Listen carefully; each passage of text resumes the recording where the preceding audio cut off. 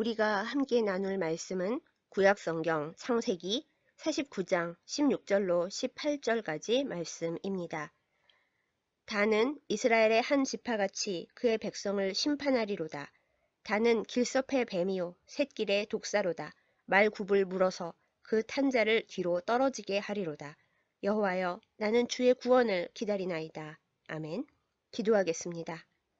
은혜로우신 아버지 하나님, 이 시간 함께 말씀을 나누고자 합니다. 단과 그 후손 지파에 대한 말씀을 우리가 함께 생각하며 나눌 때에 하나님께서 우리에게 말씀의 지혜를 허락하여 주시고 주의 백성으로 살아가는 거룩한 길을 결단케 하여 주옵소서. 예수님의 이름으로 간절히 기도드렸사옵나이다. 아멘. 단은 야곱의 5번째 아들로 라헬의 시녀이자 야곱의 첫 번째 첩인 빌하의 큰 아들입니다. 그 이름의 뜻이 심판자, 재판관입니다. 야곱의 사랑을 넘치게 받았지만 아이를 낳지 못하던 라헬이 시녀 빌하를 통해 얻은 아들이라서 라헬은 이 아이를 통해 자신의 억울함을 풀었다고 했죠. 법적으로는 라헬의 큰아들이지만 실상은 시녀 출신 첩의 아들로 태생적 서러움을 지니고 위로 아래로 눈치를 살피는 삶을 살았을 것이라고 추정되는 인물입니다. 흥미롭게도 단 위의 네 형들은 모두 레아에게서 태어난 아들들이고 단을 시작으로 아래의 세 동생들은 시녀 빌하와 실바의 소생인 서러운 처지의 아들들이었어요. 그 중간에 낀 단은 참 복잡한 입장이었을 것입니다.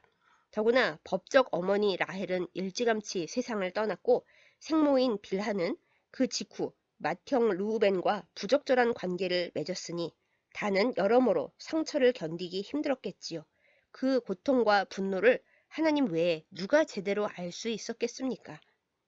야곱이 12 아들들의 미래에 대해 남긴 유언에서 야곱은 단과 그 후손에게 그리 좋은 말을 해주지 않았습니다. 길섭의 뱀, 샛길의 독사라고 칭하죠. 이것은 단의 성격과 기질을 나타낸 것이라고 여겨집니다. 단이 뱀처럼 교활한 꾀를 써서 상대방을 기습적으로 곤란에 빠뜨리는 일을 잘 한다는 것을 상징적으로 표현했다고 보입니다. 이스라엘에 대한 단 지파의 부정적 영향력을 암시했다고 보는 견해도 많습니다. 그래도 단의 아버지로서 야곱은 그의 서러움과 고통을 알았는지 이스라엘의 한 지파같이라고 말해줍니다.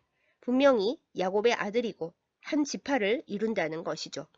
이름대로 심판자가 될 것이라고도 예언합니다. 단과 그 후손 지파가 홍길동처럼 아버지를 아버지라 부르지 못하고 형을 형이라고 부르지 못한 채 억울하게 집안에서 쫓겨나는 일은 결코 없었습니다. 하지만 단 지파는 이 태생적인 상처와 문제적인 기질을 결국 극복하지 못했습니다. 단 지파가 분배받은 땅은 아름다웠고 그들이 갖춘 지략과 강건함을 생각하면 대적 블레셋이 아무리 강해도 충분히 그 땅을 지킬 수도 있었으련만 그들은 그렇게 하지 못했습니다. 강력한 슈퍼파워로 유명한 사사 삼손이 바로 이 단 지파 출신입니다. 하나님께로부터 받은 은사로 블레셋을 초토화시킬 수 있는 능력을 지닌 삼손이었지만 그는 쉽게 유혹에 빠졌죠. 일반화시키기는 어렵습니다만 단 지파의 기질은 강하지만 상처에 약하고 유혹에 쉽게 흔들리는 성향이 강하지 않았나 싶습니다. 결국 단 지파는 이스라엘 땅의 북쪽 끝으로 이동하여 그곳에 살던 원주민들을 몰아내고 거기 거주하게 됩니다. 그뿐만이 아닙니다. 단 지파는 이스라엘 지파 차원에서 볼 때 가장 먼저 하나님을 떠나서 우상 숭배를 시작한 지파이기도 했습니다. 이 내용은 사사기 18장에 기록되어 있습니다. 에브라임 사람 미가가 개인 산당과 새긴 우상, 에봇과 드라빔을 만들고 개인 제사장까지 두었는데 북쪽으로 이주하던 단 지파는 이 개인 우상에 눈독을 들였습니다. 개인 산당 제사장이 낫냐, 한 지파의 제사장이 낫냐라는 이야기로 미가의 개인 제사장을 부추겨서 모든 우상 관련 물건들을 탈취해서 가져갑니다. 그리고 이스라엘의 성막 시대에는 이 우상을 섬긴 것으로 보입니다. 시작이 이래서였을까요? 다윗과 솔로몬이 다스린 통일왕국 시대와 성전 시대를 지나 이스라엘이 남북으로 분열했을 때 북이스라엘의 여로보암 왕은 단 지역에 거대한 금송아지 우상을 세워 섬기게 했습니다. 이스라엘에서 단 지역 하면 곧바로 금송아지 우상 숭배의 중심지라고 말할 정도로 가장 오염된 지역의 지파가 되어버렸지요. 이래서야 심판자가 되기는커녕 심판을 당하고 혹은 심판을 불러오는 지파가 되어버린 셈입니다. 그리고 단지파는 언제 어떻게 사라졌는지도 알 수 없게 이스라엘의 역사 속에서 흐지부지 사라져 버렸습니다. 신약 성경의 마지막 책 요한계시록 7장에서 구원받을 12지파 명단을 제시할 때 단지파는 누락되었습니다. 이것을 들어 일부 학자들은 단지파에서 적 그리스도가 출현할 것이라든지 가룟 유다가 단지파 출신이라든지 하는 주장을 펼치지만 신빙성은 떨어지는 이야기입니다. 다만 단지파가 우상 숭배로 대표되는 지파이고 역사 속에서 일찍 사라져버렸기 때문에 기록에서 빠졌을 것이라 추정됩니다. 사실 단지파 사람들에게도 분명히 장점이 있었습니다. 그들은 행동이 민첩하고 강한 힘을 소유했던 것으로 보입니다. 이스라엘을 향한 모세의 축복 기도에서 단지파는 사자 새끼로 표현되고 있거든요. 이 장점을 가장 잘 드러낸 사람이 바로 앞서 말씀드린 단지파 출신 사사 삼손입니다. 그는 태어나기 전에 하나님께서 이스라엘을 위해 택하신 나실인이었고 성경 전체를 통틀어 가장 강한 힘을 소유한 사람이었습니다. 그리고 이 놀라운 힘으로 이스라엘을 지키고 블레셋을 물리치기도 했죠. 그런데 아쉽게도 삼손은 그 힘에 따라오는 인간적인 충동을 다스리는 일에는 참 약했습니다. 언제나 비슷한 문제로 넘어지고 결국 개인적으로나 국가적으로나 가슴 아픈 비극으로 생을 마치죠. 단 지파의 성향이 삼손과 비슷했던 것으로 여겨집니다. 그들은 본인들의 힘과 지략을 너무 의지함으로써 하나님을 의지하는 정통 신앙에서 일찍 떠났습니다. 하나님을 믿고 하나님께서 주신 땅을 지키려 하기보다는 인간적으로 편해 보이고 좋아 보이는 다른 방법을 선택했습니다. 그런데 흥미로운 것은 좋아 보였던 곳이 실은 처음 분배받았던 지역과 그다지 다르게 나은 형편이 아니었다는 것입니다. 아름다웠지만 적들에 둘러싸인 지역이었죠. 게다가 신앙의 자리에서 너무나 멀어진 지역이라서 우상 숭배의 중심지가 되어버렸습니다. 그렇게 단지파는 잃어버린 지파가 되고 말았습니다. 일시적으로는 강하고 형통한 듯 보였지만 그 지위와 그 복을 오래 지키지 못했습니다. 단과 그 후손의 이런 성향을 내다본 듯 단에 붙인 야곱은 유언과 축복을 남길 때 단을 위해 기도해 주었습니다. 창세기 49장 18절입니다. 여호와여, 나는 주의 구원을 기다리나이다. 그렇습니다. 아무리 똑똑하고 힘이 좋아도 그 능력만으로 영원히 복을 보장받을 수는 없습니다. 단 지파는 여러 가지 노력을 많이 했지만 하나님을 의지하지 않고 자신을 의지하고 우상 숭배에 나섬으로써 결국 부친의 기도를 이루지 못했습니다. 구원에 이르지 못하고 이스라엘 민족 중 가장 먼저 역사에서 사라져 버렸죠.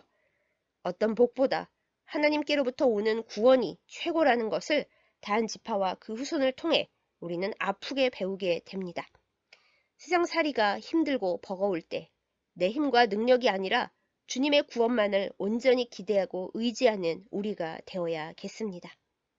심판하다가 도리어 심판당하지 않을까 주의해야 합니다. 주의 구원만이 우리가 의지할 바요 힘이라는 사실을 우리의 삶 속에서 나타내어야 합니다.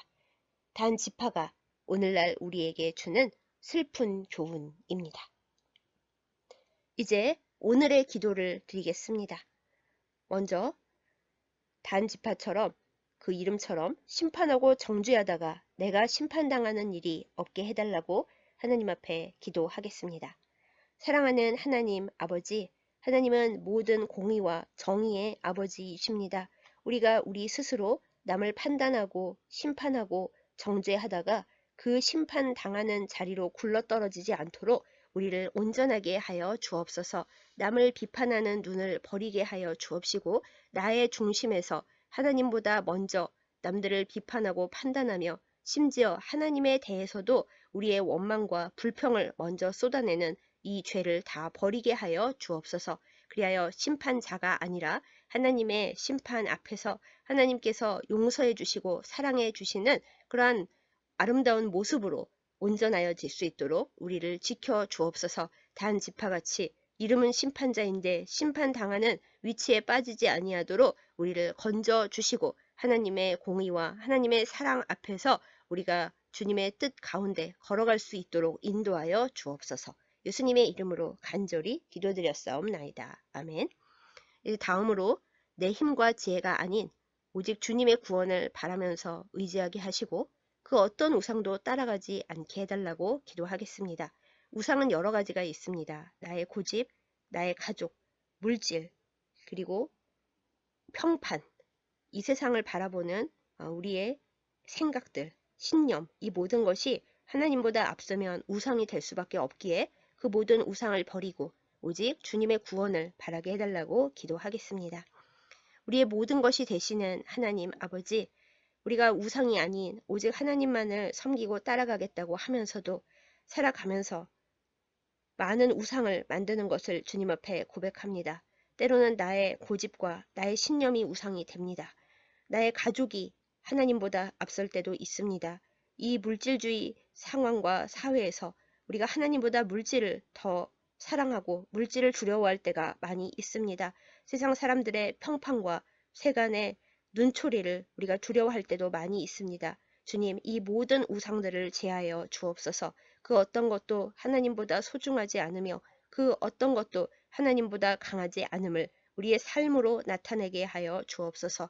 우상 숭배에 빠졌다가 망한 단지파와 같이 되지 않도록 우리의 모든 우상들을 제하여 주옵소서. 내가 아는 우상이든 모르는 우상이든 우리 주 예수 그리스도의 보혈로 다 제하시고 다 무너뜨려 주셔서 오직 주님의 구원만을 바라고 의지하는 온전한 신앙 위에 서게 하여 주옵소서. 하나님, 우리 안에 있는 나 중심적인 모든 생각 그리고 나의 힘, 나의 지혜를 다 하나님 앞에 내어놓게 하여 주옵소서. 우리가 아무리 머리가 좋고 좋은 힘을 가졌다 할지라도 하나님을 중심으로 살아가지 않으면 그것이 무익함을 깨달아 알고 주님 앞에 겸손하게 하여 주옵소서. 주님, 우리는 주님의 구원을 바랍니다. 하나님께서 우리를 지키시고 우리를 온전하게 하여 주시고 이 험한 세상살이 가운데서 오직 주님만 믿고 따라가게 하여 주옵소서.